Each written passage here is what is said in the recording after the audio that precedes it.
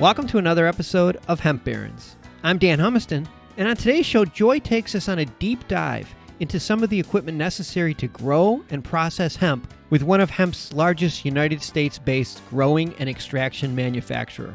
Let's join Joy's conversation with Derek Oxford from Total Grow Controls.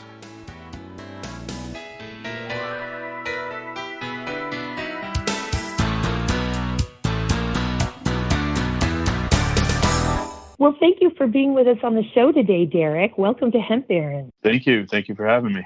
Now, you, Derek Oxford, what is your role at Total Grow Technologies? So I am the founder and the CEO at Total Grow Control. We've been in this space roughly 5 years now.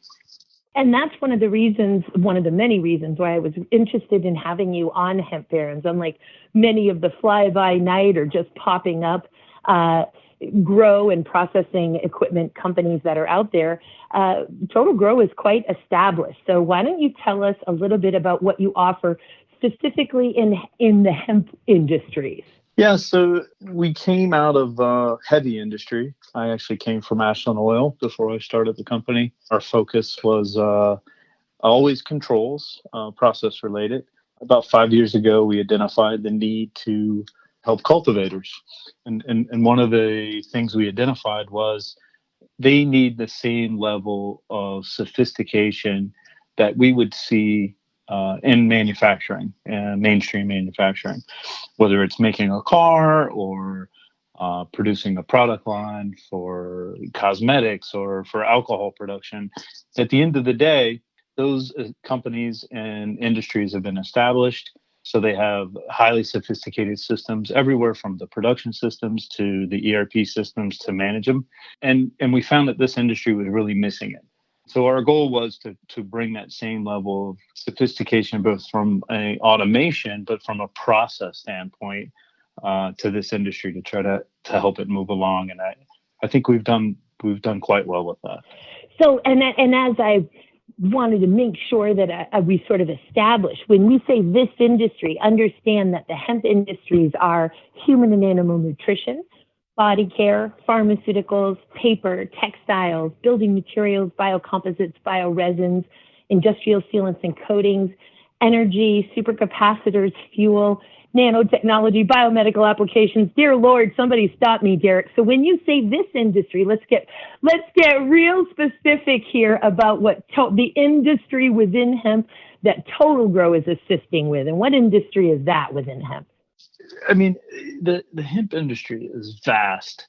And I think a lot of people forget the fact that when Henry Ford built the Rouge, he built it with hemp in mind for many of the feedstocks that he needed to build a car. Everything from the seats, the paints, and some of the coatings that he wanted to have in cars, he always had hemp in mind. So this is an industry that for a while was pushed to the side, ignored or not acknowledged, and now it's coming back. And there's a tremendous amount of opportunity in this industry. And we're just a little bitty, tiny part of it. And our goal is to help our cultivators and our processors bring that level of both automation and sophistication that all the rest of the industry has, right? So we try to help our cultivators. So let me ask you again so that I can really frame it for you and for the listeners here. And that's part of why the Hemp Industries Association in 1994, it's actually plural. So that's why I want to make sure that when we say the hemp industry, that you, if you could just answer this question for the listeners, which industry within hemp is Total Grow? And I guess what I'm trying to get out of you here is to say, are we talking about hemp extracts, hemp cannabinoids, hemp terpenes, as opposed to all of these others? So when you say helping the cultivator and helping the processor cultivate what type of plants and process what type of product? Let's just focus on that for a minute. Absolutely.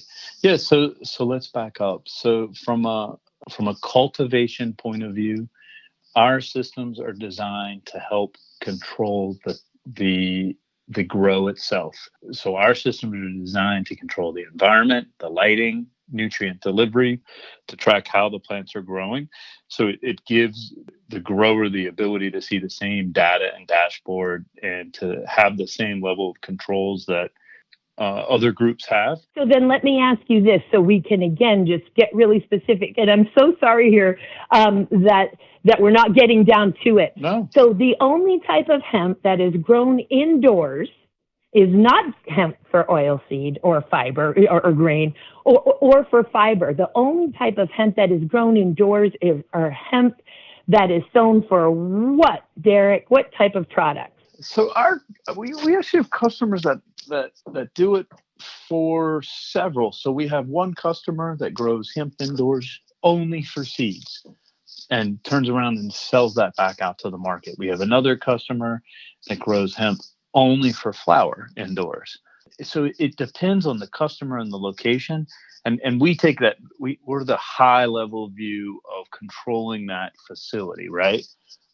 We have several companies. So then I guess what I really want to make sure that the listeners understand, and it's all about education here at Hemp Barons, is that the only type of hemp that is grown indoors in a greenhouse or some other indoor facility is not the hundreds of thousands of acres and millions of acres with regard to grain, which is that beautiful nutrient-dense superfood, the hemp seed, the highest digestible form of protein, or for fiber, that long, strong stalk that we make so many industrial applications with. But certainly folks who are maintaining seeds in a breeding program or are cultivating seeds for further propagation, those are often done in a greenhouse. As well as outdoors. And then, of course, hemp sown for cannabinoids or terpenes for its extract. So that's what I just wanted to make sure the listeners knew, that this is a fairly narrow conversation on a huge industry, which is driving all of the infrastructure for all of the use of all of these other parts of that plant. So that's what I was trying to get to. And thank you. Now tell us about your processing. So absolutely. So it's interesting you say that, because that's actually how we think about the market and how we drive what we do. The current markets that you talk about are for direct consumers, right? They don't go. These are hemp cultivation facilities that are using it to go in to make oils or extracts, right? Or seeds for further propagation. Or flower for smokable consumption, right? And that's primarily our customer base. But the beauty of this is those margins that this industry allows helps us better develop systems for the ancillary markets that we see coming later, for more hemp processing and other types of markets. So right now, yes, our focus and all of our customers are for flower, for hemp that will be extracted to produce oils, and then last but not least, the ancillary for cloning and for seed propagation. And then the other side of our business is actually the extraction side. So we develop and build extraction systems for CBD oil. So we kind of touch both sides of it now. Excellent. And what do you see as the preferred method of lighting for indoor hemp growers who are growing for extract as opposed to cultivation?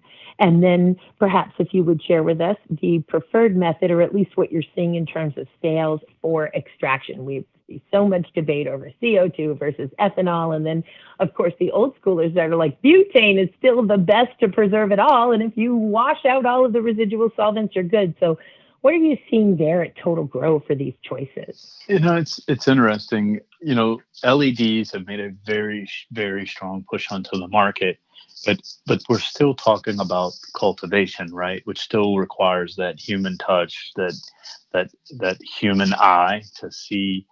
And so we find now, even though LEDs have made a tremendous push, the economics are there from an energy saving standpoint. They're still fairly costly. And most all of the growers that we have usually do some type of hybrid system where they'll have HPSs and LEDs, and that's how they kind of get the energy savings they want, and they use the BTUs from the HPSs, and most all of them are happy with this mix. So overall, we've seen both, where it's just LEDs or just HPSs, but for the most part, we believe the market is really leaning toward these hybrid systems.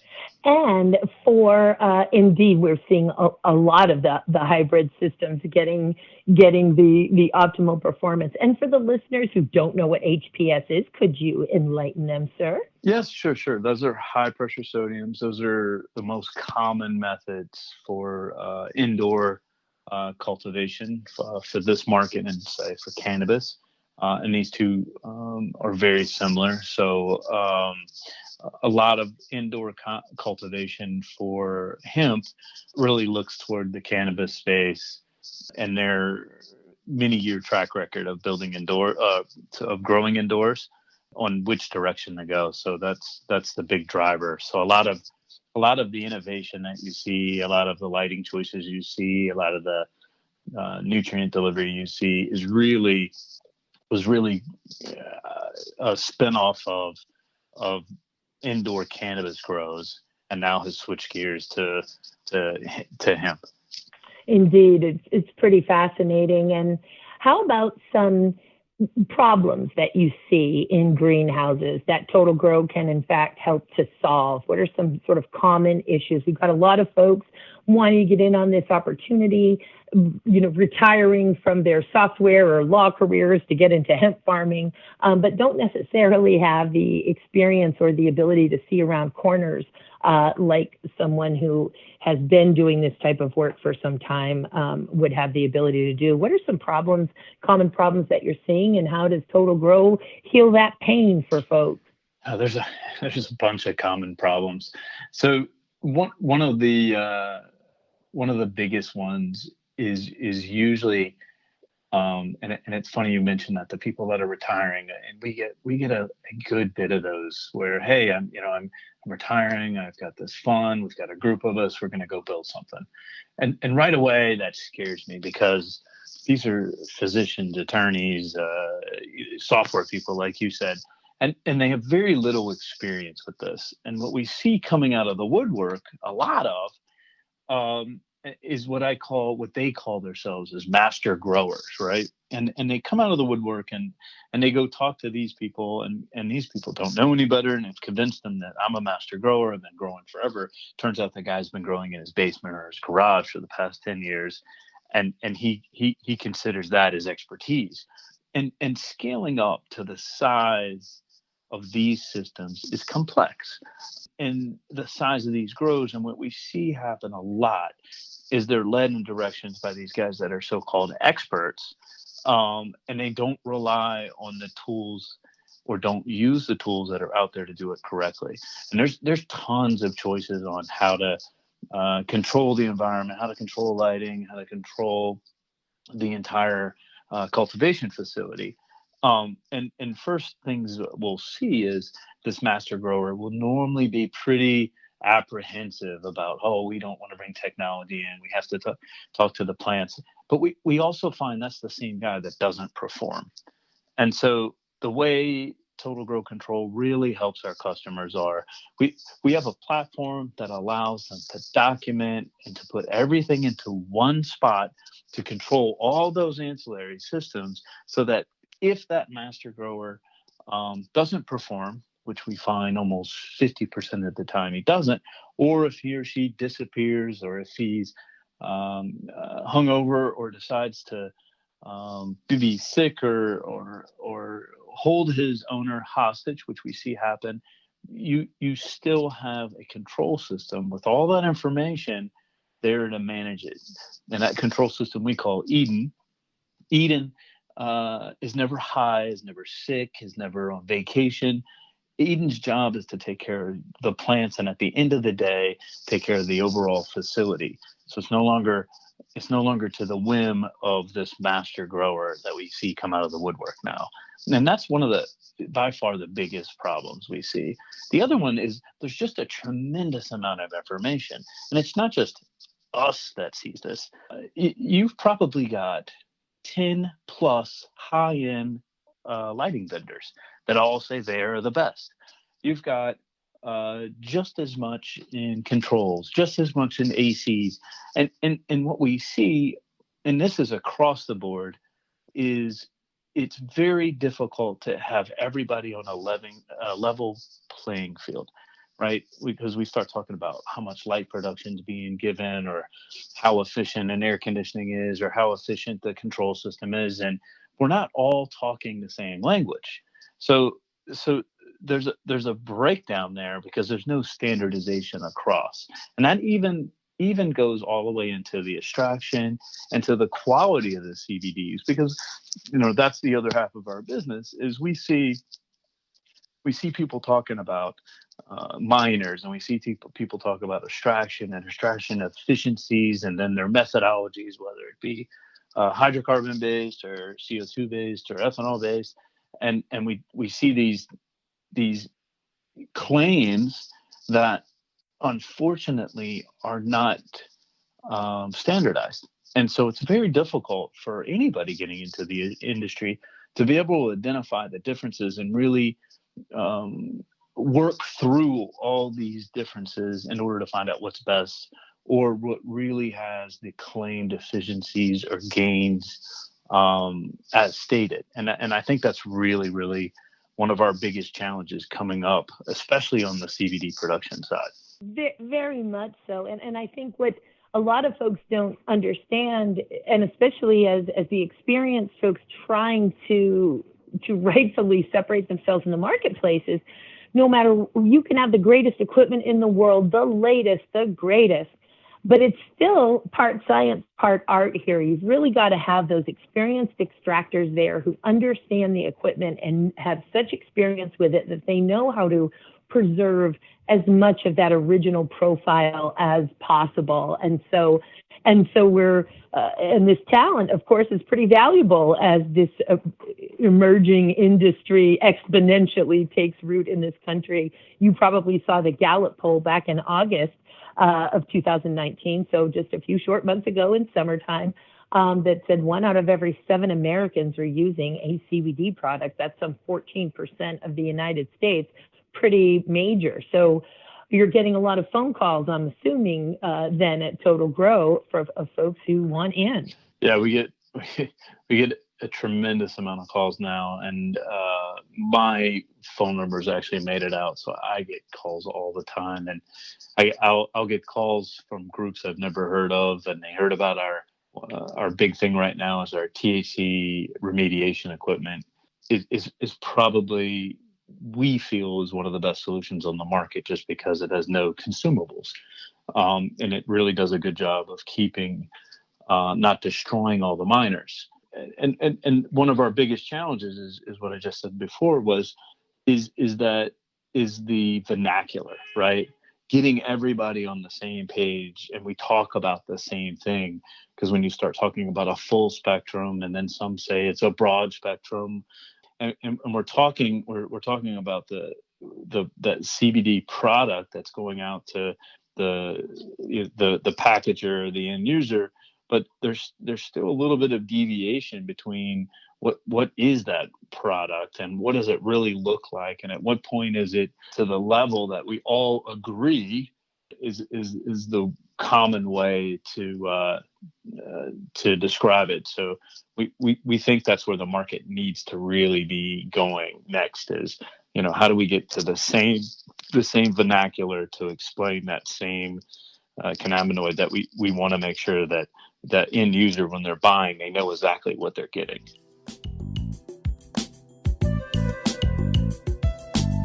I want to take a quick break to thank you for listening to today's show. As the exclusive Cannabis Podcast Network, we're constantly adding new cannabis podcasts to support our industry's growth, and that's why we're so excited to welcome the Seed to Sound podcast to our network. The team at Seed to Sound has produced over 50 exciting and thought-provoking cannabis podcasts, and now you can listen to all their previous episodes and all their new episodes at MJBulls.com. So welcome, Seed to Sound, and stay tuned for new, exciting cannabis podcasts on the MJBulls Cannabis Podcast Network.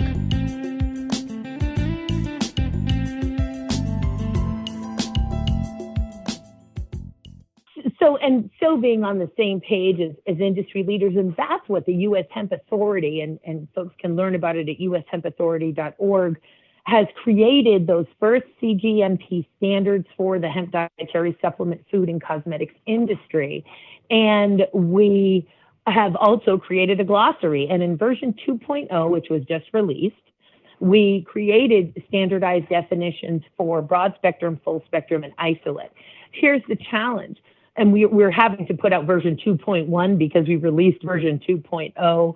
And that's made with, by the way, a huge technical committee from across multiple disciplines of hemp across the United States that put these standards together for version 1.0 and 2.0.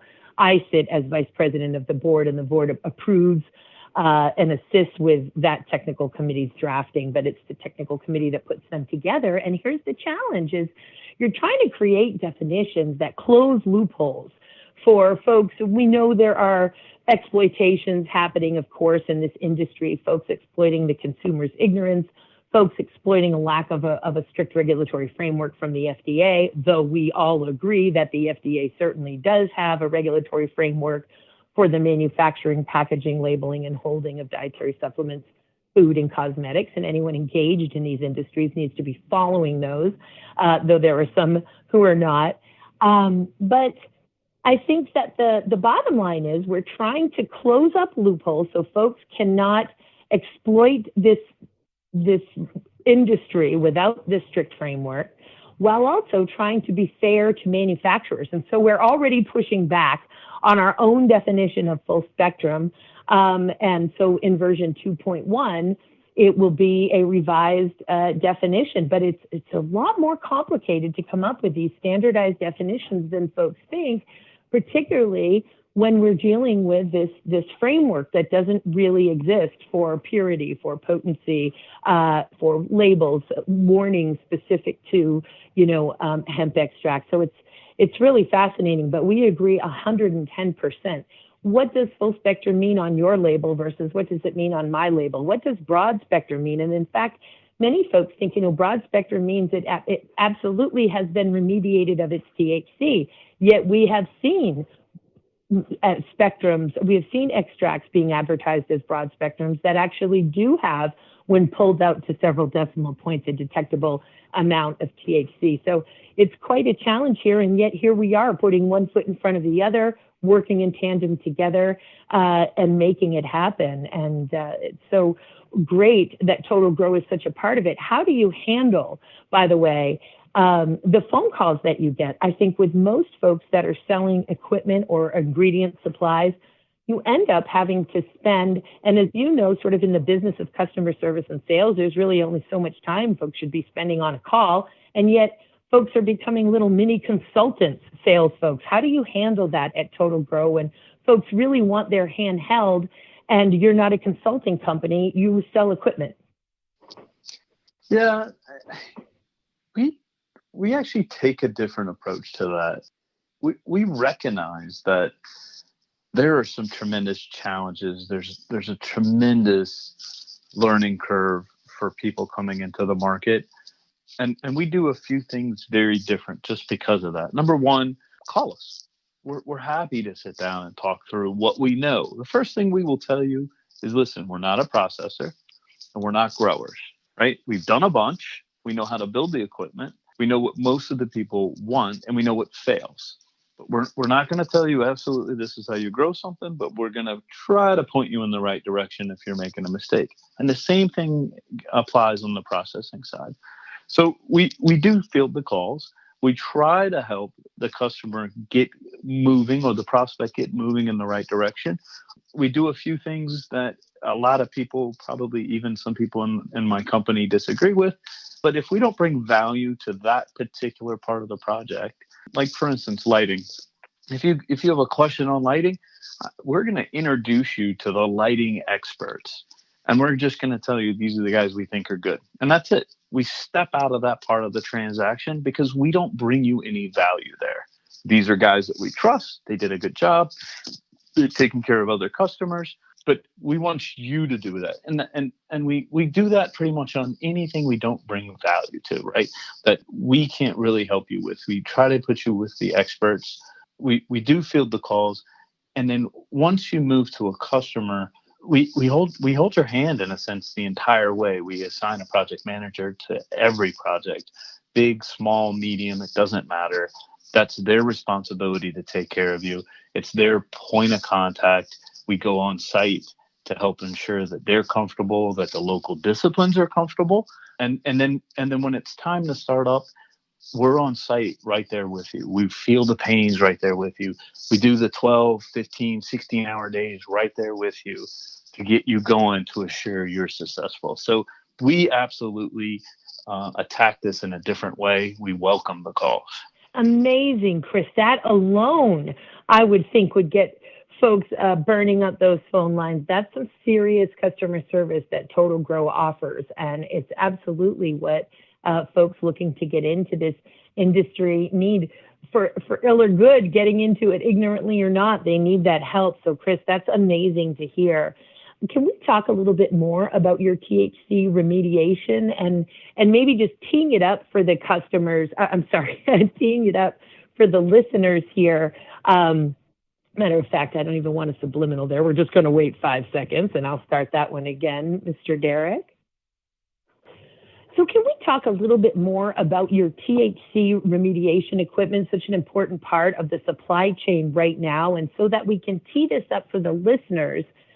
There is a piece of hemp extraction where we go from, we take a plant that has tested either at or below 0.3% THC as it was growing on a dry weight basis.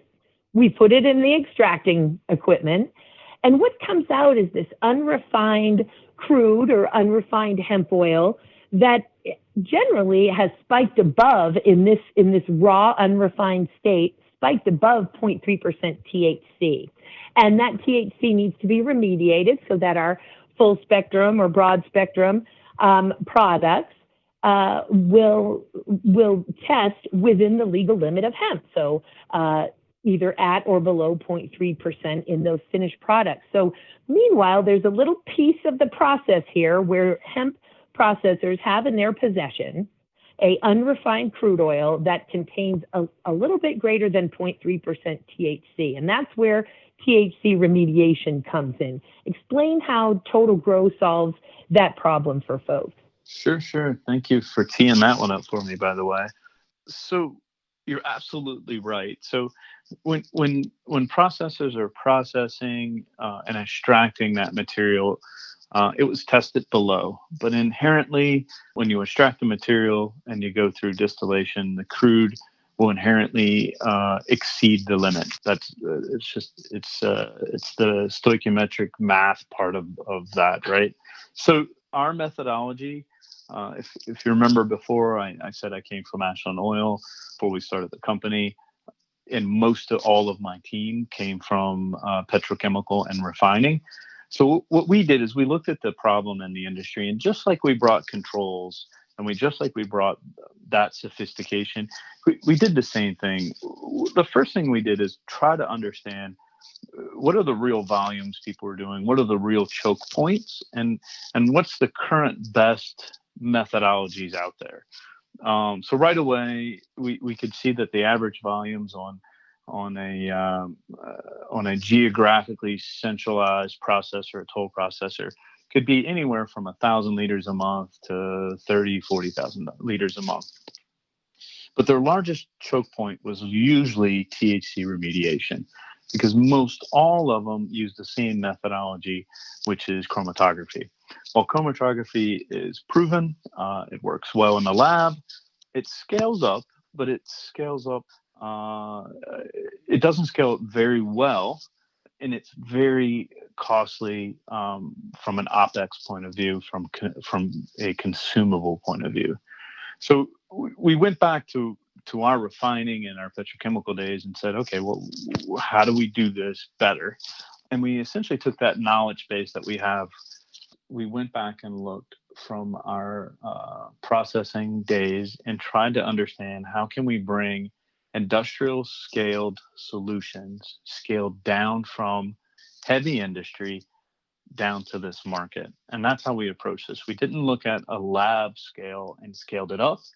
We took refining scale and scaled it down.